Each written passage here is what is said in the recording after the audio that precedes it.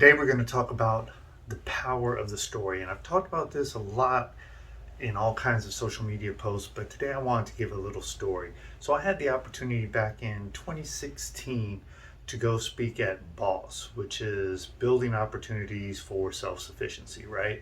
Great organization, nonprofit, really helps individuals coming from those disenfranchised backgrounds get back on their feet, get on the right course, right?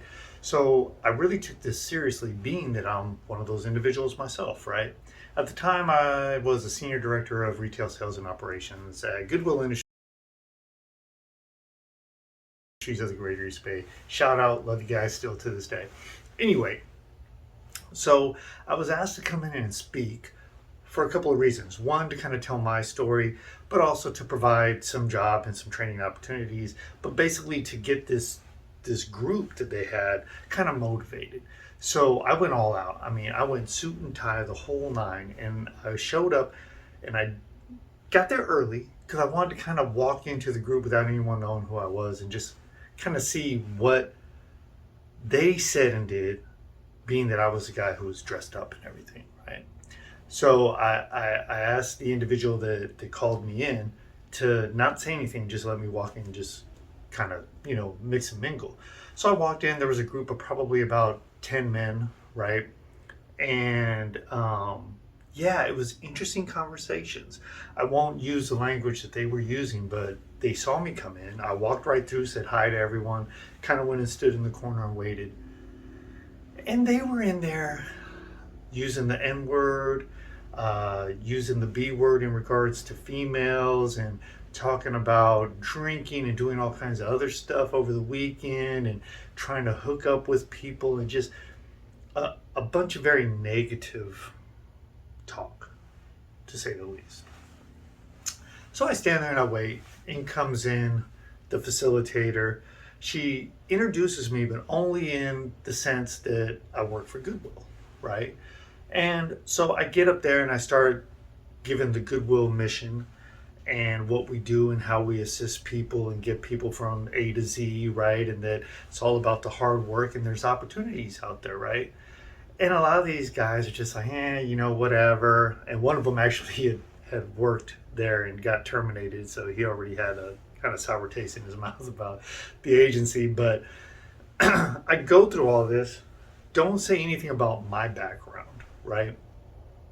Get to the end, and then I go, in case any of you don't think that you can do it, or think that I'm just telling you something, I myself was in prison, and when I got out, there weren't any opportunities for me because of my felony.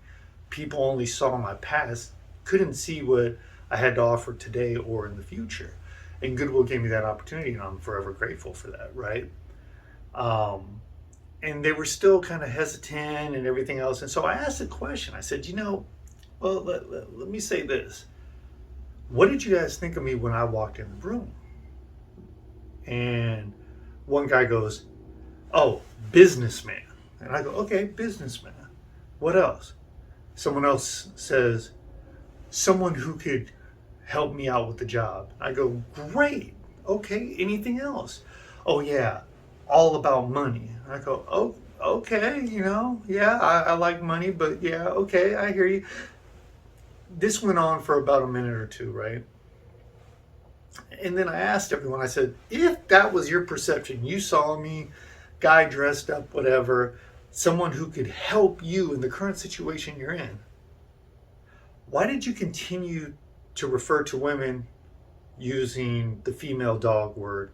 Why were you calling each other the N word? Why were you talking about what you did or what you want to do that isn't conducive of where you're trying to go? If you thought that of me, why didn't you switch gears and start talking to me about how I can help you? If you thought I was the guy who could help you, why wouldn't you engage me on that level? Then I get the laundry list of excuses, right? Oh man, you don't know where I come from. You don't know about the community I live in. You don't know. And I had to tell him, I said, look, I might be dressed like this, but don't think, not a couple years ago, I lived down the street. Anyone from Oakland, Foothill and Seminary, you guys already know. Not the best area, right? But they were like, what? You live there? And I go, yeah, but I didn't let where I lived dictate my future, and I eventually moved, right? It was just where I had to be for that time in my life, but I wasn't going to let that hold me down. I wasn't going to let the people around me tell me what I couldn't do or who I couldn't be. So they kept saying, nah, you don't understand, and I gotta live here, and there's this. So I took my phone, right? And at this time, my daughter, I mean, she wasn't even 1 year old, one year old yet. And I turned the phone around and I go, let me introduce you guys to Leia, right? And I show her picture, and everyone's like, oh, she's so cute. And I go, yeah, but maybe you guys can help me. And they're like, yeah, yeah, yeah. And I go, I'm here to help you, and I'm just trying to get you guys on the right path. But I go, I can't be a good father to her. And they're like, what, man? You're successful. You're this. They start going through all this, and I go, yeah. I go, but she's half black. So for all intents and purposes, she's black. I'm not. How can I raise her the way she needs to be raised? I can't. I will never have that skill. I can't learn it. And they're like, yeah, you can be a great dad, man, the way you try to help people. And I go, yeah, but I can't. I mean, I'm not a woman, so I don't know what it is to be a woman. I'm not black. I don't know what it is. I'm surely not black and a woman. How can I ever be a good father to this beautiful child? I can never be what she needs me to be. And they keep reassuring me. They're like, Tito, man, you're a good dude. Man, you're here helping us. You're not getting paid for this. And then I said, you see that? I know I can be a good father.